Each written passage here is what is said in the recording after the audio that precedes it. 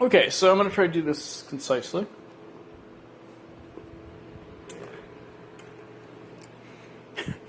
Tried this a couple of other times. I kept going on. Okay. So I'll start out with my point, and then I'll try to make it.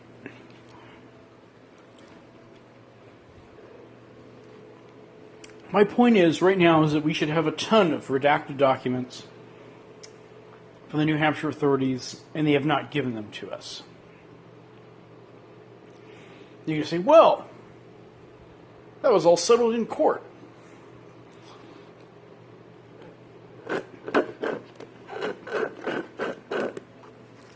It's they said it was an open investigation, so they can't give out the... That's too simple of an answer.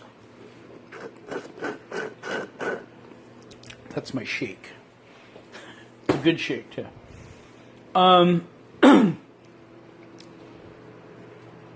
The truth is that there's this thing called redactions. So, for example, let's take Butch Atwood, for example. Well, before I do the example, what I'll do is I'm going to go over what they actually said in court. So I'll just boil it down to the crux of the matter, but I'm going to make this simple. So, Fred Murray asked everybody he could think of that had anything to do with the case and could have any evidence related to the information the police had gathered about the disappearance of Maura Murray. He asked all those people, give me all your stuff. And in the beginning, they gave him some stuff, they kept some stuff.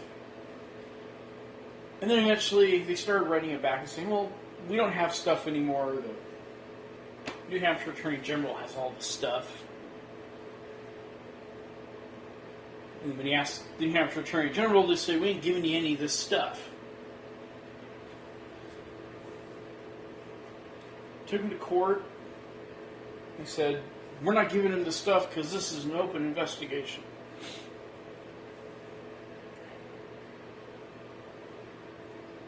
Judge said, that's good. Fred Murray goes, oh, wait a second, I'm taking this to the Supreme Court. So he does. The Supreme Court says, okay, well, wouldn't it be really practical for us judges to sit here and look at all 25,000 documents, or how many documents they had?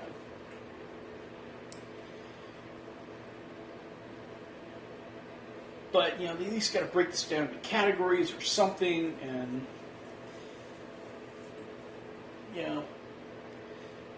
we're going to make the judge listen to the case again and go in some secret room with the prosecutors and argue with the prosecutors about whether certain documents should be released or not. Well, they went back to court and they did the same argument. And they went in the back room and probably touched some margaritas and talked about vacations. But they probably didn't talk about the case, and they walked out and acted like they had some deliberation. And in each and every case, it was decided on the side of law enforcement. Nothing really should be released except for the things that Fred Murray's already seen. So they made a copy of a bunch of all these requests that Fred Murray had sent to them and sent it back to them. And one set of emails about putting up the flyers. The missing persons flyers. That's it. Everybody's walked away. So, okay, well. But hold on a second. When they were in court, the New Hampshire State Police and the people that are arguing on their side are saying, well, the reason why we can't give this stuff away when it's an open investigation is because, if we don't have some information that only we, the police, know, and no one else knows, that if there is a perpetrator out there in the public, that perpetrator is going to look at the new information and be able to manipulate the case or make up an alibi or know that we're on to them and stuff like that. This is gonna damage. So if we give out any new information, that's the key. Any new information. I'm looking through the police reports and the discovery ID, and I see statements from Butch Atwood in the newspaper, direct quotes from Butch Atwood. He was on TV. Scrivens has been on TV. He's been on Discovery ID. He described everything about the ATM video.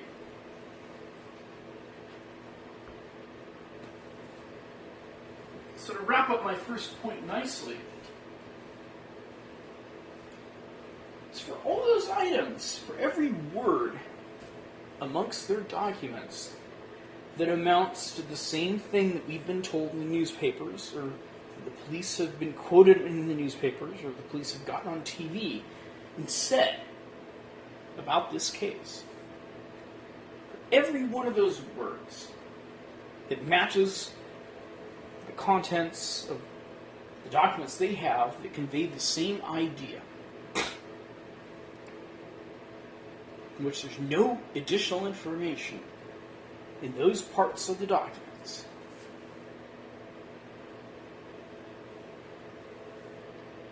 they have no legal grounds to not provide those documents to us for all those parts. The problem is there's a lot to ask for, actually. So, we'll go back to Butch Atwood, for example. So we make a collection of a list of everything Butch Atwood's told anybody. Which is a smaller set of what I've already done. Quotes from Butch Atwood and anybody talking about Butch Atwood.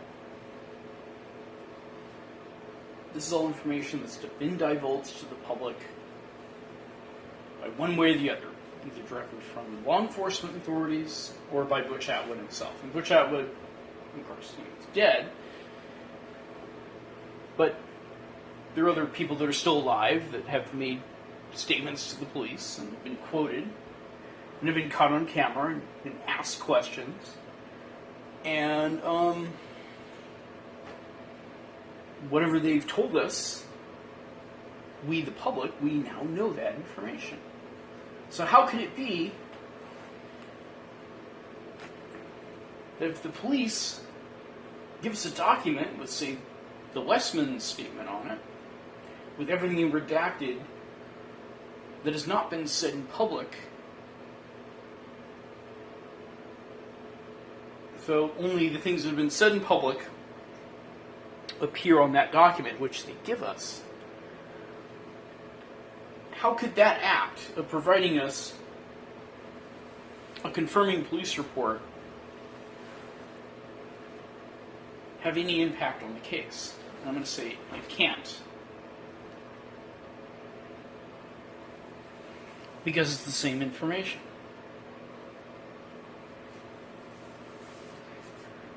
So they provided no reason not to do so. Apparently, it was just the volume of documents and the impracticality of Judge Vaughn, when he was a judge, I don't know if he still is, to actually examine all the documents and decide, well, I know this one, this sentence here has already been stated in the Caledonian Record on this date, and this statement here has been said in the Boston Globe on this date.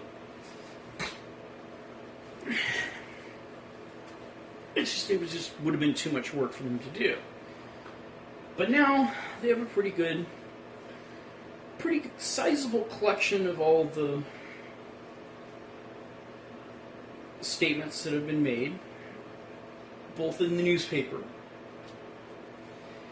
and in videos that have been released about the case, that they should be able to,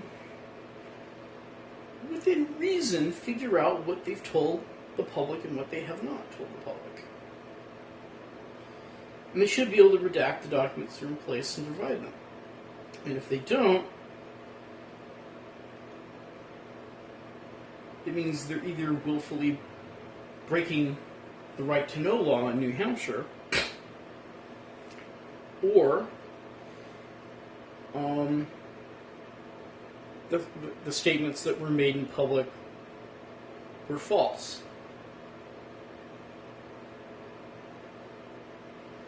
I doubt either of those are true, which is why I'm saying this. So, they now have a means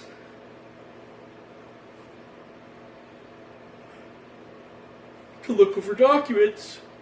Now it's just a question of basically the public letting the police know what it is they want. So,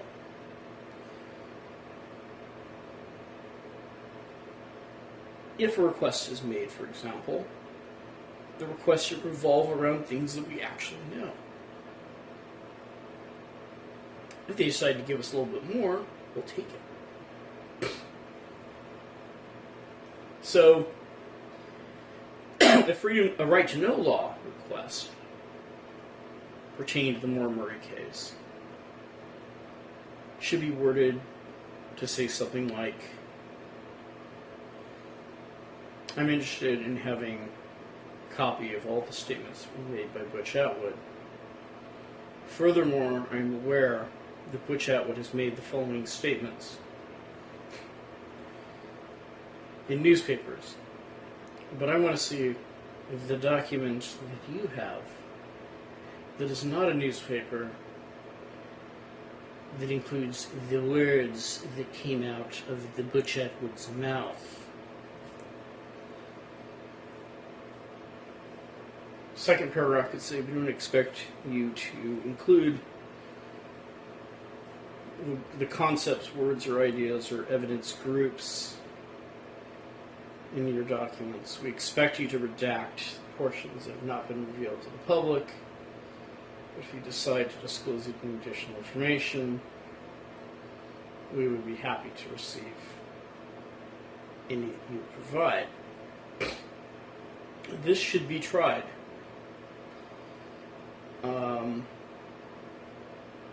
And I don't see how it could fail.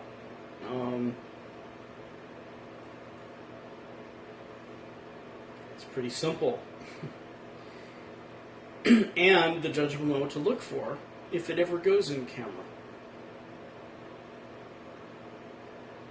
And if it's broken down into smaller parts that are manageable, so there isn't 25,000 documents, or how many thousands the authorities said they had, for the judge to look through and decide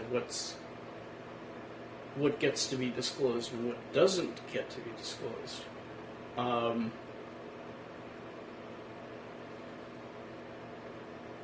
It's not unreasonable for the judge to actually decide whether the redactions have been made are proper.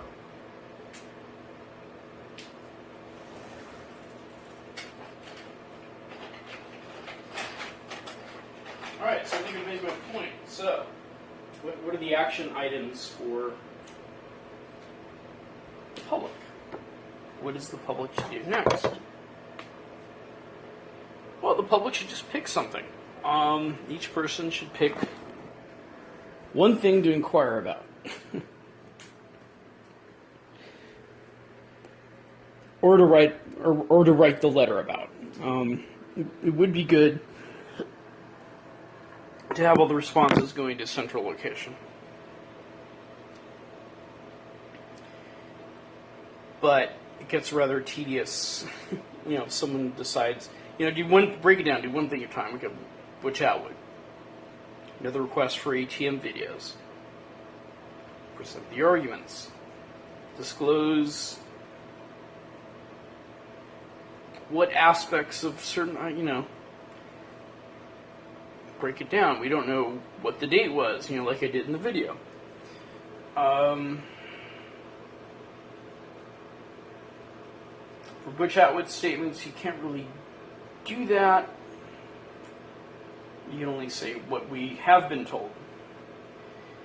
And I don't care if they complain. Well, we've already told it to the Caledonian Record. Doesn't matter. So the first thing we should do is fight this first set of battles.